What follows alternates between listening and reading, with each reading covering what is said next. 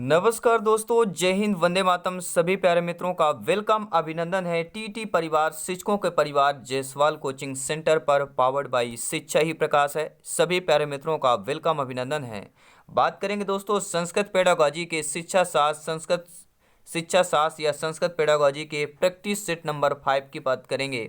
और practice set 5 में 15 बेहतरीन प्रश्न पूछे जाएंगे।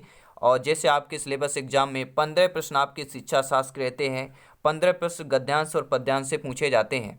तो 15 नंबर यहाँ से अगर क्लियर आपने पेडागोजी से कर लिया तो आपको पता है गद्यांश पद्यांश में 15 में से 10 आपके बिल्कुल सही हो जाते, क्योंकि यहाँ पे ग्रामर पूछा जाता है और ग्रामर आप लोग बचपन से पढ़ते आ रहे हैं। तो चलिए शुरुआत करते हैं। 15 बेहतरीन प्रश्न करेंगे। 15 में से आप लोग प्रैक्टिस सेट में इस सेशन में आपका स्कोर क्या है, आपका फीडबैक क्या है, तो प्रत्येक क्वेश्चन का आंसर आपको कमेंट बॉक्स में करते जाना है और अंत में बता देना कि हमने 15 में से इतना क्वेश्चन सही किए हैं। पहला प्रश्न दिया गया है दोस्तों, जीन पियाजे महोदय कस सिद्धांतस्य प्रवर्तक है। यानी जीन पियाजे जी महोदय जो हैं कौन से सिद्धांत के प्रवर्तक हैं? बुद्धि संरचनात्मक सिद्धांत की, प्रयोगात्मक मनोविज्ञान सिद्धांत की, संक्रिया अनुबंधन की बात कर रहे हैं, या संज्ञानात्मक विकास की। तो सभी जानते समझते हैं, ज्ञानी सर्वज्ञ व्याख्याता है, डीएड बीएड में 1-2 साल से मेहनत कर रहे हैं, तैयारी कर रहे हैं। जीन पियाजे जी महोदय कस सिद्धांतस्य प्रवर्तक है, सभी लोग जानते हैं। ऑप्शन नंबर डी की बात कर रहे हैं, संज्ञानात्मक विकास की बात कर रहे हैं। संज्ञानात्मक विकास के सिद्धांत के प्रवर्तक हैं आपके जीन पियाजे जी। बुद्धि के संरचनात्मक सिद्धांत के प्रवर्तक जेपी गिलफोर्ड हैं। अगर प्रश्न आ गया कि बुद्धि के संरचनात्मक सिद्धांत के प्रवर्तक कौन है, तो आपका जवाब होना चाहिए जेपी गिलफोर्ड की बात करेंगे। अगर प्रश्न आ गया प्रयोगात्मक मनोविज्ञान के जनक विलियम वुंट हैं, क्या है? प्रयोगात्मक मनोविज्ञान पूछा जाए तो विलियम वुंट करना है। और सक्रिय अनुबंधन के सिद्धांत प्रवर्तक बीएफ स्किनर हैं। हर एक क्वेश्चन, हर एक सेशन इंपॉर्टेंट है। जी हाँ, हर एक क्वेश्चन का, हर एक आंसर का डिफिनेशन लेकर आएंगे, क्योंकि इससे रिलेटेड प्रश्न पूछे जाते हैं। हर एक ऑप्शन से लेकर हम क्वेश्चन क्रिएट करेंगे, हर एक ऑप्शन का आंसर जानेंगे, क्योंकि यहाँ पर सिलेक्शन सर्वोपरि है। जी हाँ, दूसरा प्रश्न आ चुका है। आई होप सभी प्यारे मित्र वीडियो को एक बार दिल से अवश्य लाइक कर दिया होगा। बहुत बहुत धन्यवाद सभी प्यारे मित्रों का। दूसरा प्रश्न दोस्तों आपकी स्क्रीन पर है कि हेनरी काल्वेट कुक द्वारा प्रतिपादित विधि कौन सी है? क्रीडा विधि है, प्रोजेक्ट विधि है, ह्यूरिस्टिक विधि है, या मंटेंसरी विधि है? तो सभी जानते समझते हैं, ज्ञानी सर्वज्ञ व्याख्याता लोग हैं, आप सभी भावी अध्यापक अध्यापिकाएं हैं, कि हेनरी काल्वेट कुक द्वारा जो प्रतिपादित विधि है वह हमारी कौन सी विधि कहलाती है? वह सभी लोग जानते हैं कि क्रीडा विधि की बात कर रहे हैं। किसकी बात कर रहे हैं? क्रीडा विधि की बात कर रहे हैं। जी हाँ, हेनरी काल्वेट कुक द्वारा प्रतिपादित विधि क्रीडा है। और प्रश्न आ गया कि प्रोजेक्ट विधि किसने? तो किलपैट्रिक ने प्रतिपादित किया है। ह्यूरिस्टिक विधि किसने प्रतिपादित किया? तो प्रोफेसर आर्मस्ट्रांग ने किया था। मॉन्टेसरी विधि किसकी है? तो सभी लोग जानते हैं, इन्हीं के नाम से है, मारिया मॉन्टेसरी की बात कर रहे हैं। तीसरा प्रश्न, बेहतरीन प्रश्न आपकी स्क्रीन पर है। संस्कृत लैंग्वेज में, संस्कृत भाषा में, संस्कृत पेडागोजी, संस्कृत शिक्षा शास्त्र के प्रैक्टिस सेट की बात कर रहे हैं। जी हाँ, तीसरा प्रश्न बेहतरीन प्रश्न आ चुका है कि क्षेत्र सिद्धांतस्य प्रतिपादक है। क्षेत्र सिद्धांत के प्रतिपादक कौन है आपके? लेविन महोदय हैं, पावलोव महोदय हैं, टालमैन महोदय हैं, ये दोस्तों हल महोदय हैं। सभी कमेंट के माध्यम से, फीडबैक के माध्यम से जरूर बताइएगा। तो किसकी बात कर रहे हैं? क्षेत्र या एरिया की बात कर रहे हैं। तो क्षेत्र सिद्धांत के प्रतिपादक कौन है? लेविन महोदय माने जाते हैं। कौन हो जाएगा? क्षेत्र सिद्धांत के प्रतिपादक जो हैं लेविन महोदय हैं। क्लासिकल अनुबंधन सिद्धांत के प्रवर्तक पावलोव हैं, ईपी पावलोव हैं। और प्रबलन का सिद्धांत प्रोफेसर हल की बात कर रहे हैं। 4 नंबर प्रश्न है। चौथा प्रश्न क्या पूछा जा रहा है? कोठारी आयोगस्य अपरम नाम। कोठारी आयोग का अपर नाम दोस्तों क्या है? महिला आयोग है, विश्वविद्यालय आयोग है, राष्ट्रीय शिक्षा आयोग है, या बाल शिक्षा आयोग हो जाएगा? सभी कमेंट करेंगे, सभी फीडबैक करेंगे। जी हाँ, कोठारी आयोगस्य अपरम नाम किम। कोठारी आयोग को और किस नाम से जाना जाता है? तो राष्ट्रीय शिक्षा आयोग के नाम से जाना जाता है। और कोठारी आयोग या राष्ट्रीय शिक्षा आयोग की स्थापना कब हुई? 1964 में हुई। और भारत की केंद्रीय सरकार ने डॉक्टर दौलत सिंह कोठारी के अध्यक्षता में स्कूली शिक्षा प्रणाली को नया आकार व नई दिशा देने के उद्देश्य से एक आयोग का गठन किया गया, जिसे कोठारी आयोग या राष्ट्रीय शिक्षा आयोग के नाम से जाना जाता है। 5वां प्रश्न बेहतरीन प्रश्न है। जितने प्यारे भाई बहन पहली बार विजिट कर रहे हैं, चैनल को सब्सक्राइब करना मत भूलेगा, क्योंकि यहाँ पर सिलेक्शन सर्वोपरि ही है। क्योंकि तैयारी एक लेवल अप करते हैं, एक लेवल प्लस करते हैं, क्योंकि हर एक क्वेश्चन, हर एक सेशन आपके सिलेबस, आपके एग्जाम पैटर्न पर, न्यू पैटर्न पर होता है। जी हाँ, अभी तक जो हमने 10 से 12 वर्ष से जो प्रश्न पूछे जाते हैं उनका पूरा निचोड़ लेते हैं, उनसे यह देखते हैं कि यह प्रश्न पूछे जाते हैं, इस टॉपिक से प्रश्न पूछे जाते हैं तो उस टॉपिक को कवर करते हैं।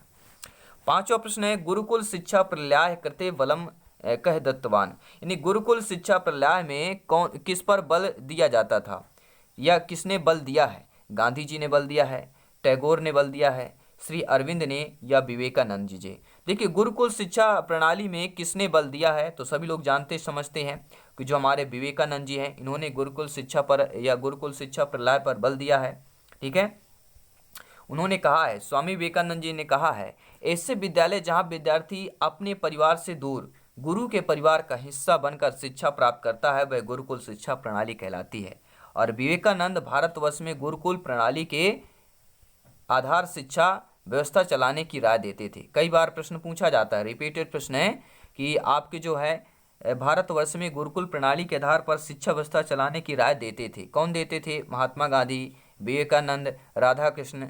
ठीक है, ये ऑप्शन दे दी जाएंगे तो आपका जवाब होना चाहिए विवेकानंद की बात कर रहे हैं। और विवेकानंद का कथन है, इनका स्टेटमेंट भी है कि शिक्षार्थी में विचारों की शुद्धता, ज्ञान की पिपाशा, धैर्य, वचन और कर्म में शुद्धता इत्यादि गुणों की आवश्यकता होती है।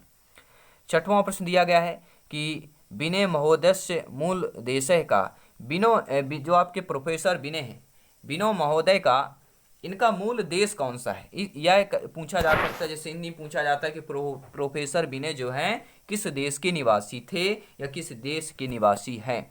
रूस के हैं, अमेरिका के हैं, फ्रांस के हैं या जर्मनी के हैं? और यह निवासी वाला प्रश्न दोस्तों बहुत ज़्यादा पूछा जाता है। तो प्रोफेसर विनय महोदय किस देश के निवासी हैं? तो ये फ्रांस के हैं। कहाँ के हैं? ध्यान दीजिएगा, किसकी बात कर रहे हैं? प्रोफेसर विनय की, फ्रांस की बात कर रहे हैं। ठीक है, और एक ये प्रसिद्ध फ्रांस के मनोवैज्ञानिक है और इन्होंने एक कारक बुद्धि का सिद्धांत भी प्रसिद्ध है इनका। एक कारक बुद्धि का सिद्धांत किसने किया? तो किसकी बात कर रहे हैं? प्रोफेसर अल्फ्रेड विनय की बात कर रहे हैं। 7वां प्रश्न दोस्तों स्क्रीन पर दिया गया है। टोटल हम 15 प्रश्न करने वाले हैं। जी हाँ, 7वां प्रश्न पूछा गया है कि विलियम वुंट महोदय अस्य सिद्धांतस्य प्रवर्तक है। विलियम वुंट महोदय इनमें से किस सिद्धांत के प्रवर्तक हैं?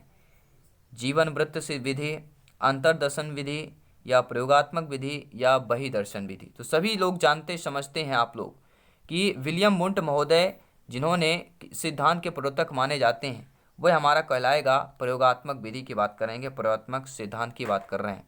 तथा बहिदर्शन अगर पूछा जाता है कि बहिदर्शन विधि के प्रवर्तक कौन है तो प्रोफेसर वाटसन की बात करेंगे। 8वां प्रश्न दिया गया है कि छात्र वही बेसिक शिक्षा प्रदेयता इति केन उक्तम, यानी छात्रों में बेसिक शिक्षा की उत्पादित हैं या प्रदान करने वाले इनमें से कौन है? तो जब भी देखिए राधा कृष्ण, महात्मा गांधी, रविन्द्रनाथ टैगोर या विवेकानंद। सभी जानते हैं कि जब भी बेसिक शिक्षा वाला प्रश्न आता है तो एक ही नाम आता है, वह महात्मा गांधी की बात कर रहे हैं।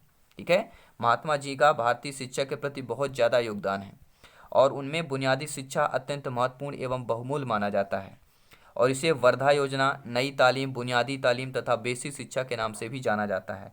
और गांधी जी ने 23 अक्टूबर 1937 को नई तालीम योजना बनाई जिसे राष्ट्रव्यापी व्यवहारिक रूप दिया जाना था। 9वां प्रश्न दिया गया स्क्रीन पर है कि विवेकानंदस्य मते विद्या मुख्य उद्देश्यम वर्ते। विवेकानंद के मत के अनुसार विद्या का मुख्य उद्देश्य क्या होना चाहिए? विद्या यानी कह सकते हैं शिक्षा की बात करेंगे, ज्ञान का मुख्य उद्देश्य क्या होना चाहिए?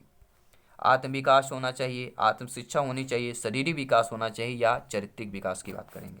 देखिए दोस्तों, विवेकानंद जी का मानना है, उनका मत है कि विद्या, शिक्षा या ज्ञान का इसका मुख्य उद्देश्य है चारित्रिक विकास। अगर किसी व्यक्ति का चरित्र विकास हो जाता है तो वह आत्म विकास भी कर लेगा और आत्म शिक्षा भी होगा और शरीर विकास भी होता है। तो चारित्रिक विकास यहाँ पे बहुत ही इंपॉर्टेंट होता है।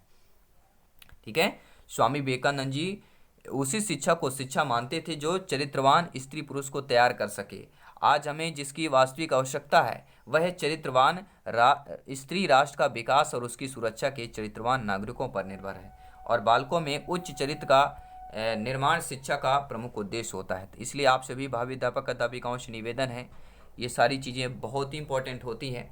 जी हाँ, कमेंट करते रहें, फीडबैक करते रहें, अपना स्कोर बताते रहें। राधा कृष्ण आयोगस्य नामांतरम किम।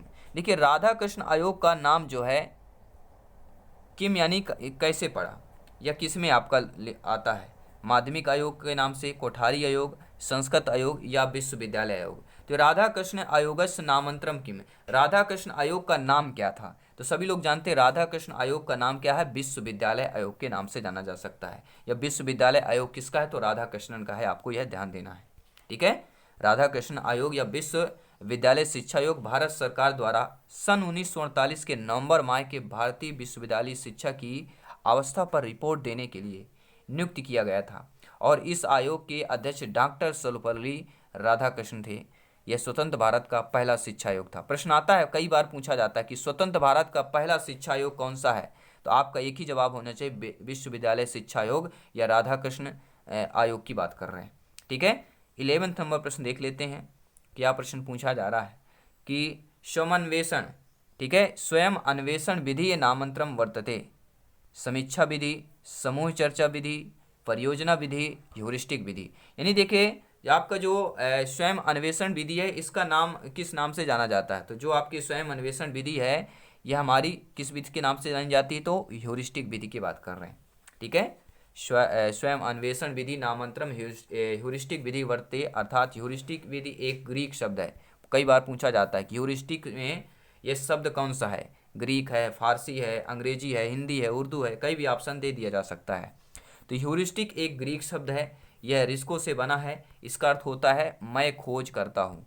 तो ह्यूरिस्टिक का अर्थ क्या होता है, मैं खोज करता हूँ, और इसकी उत्पत्ति एक प्रसिद्ध वैज्ञानिक आर्मस्ट्रांग, प्रोफेसर आर्मस्ट्रांग का है। सभी लोग जानते हैं, ह्यूरिस्टिक विधि की बात कर रहे हैं।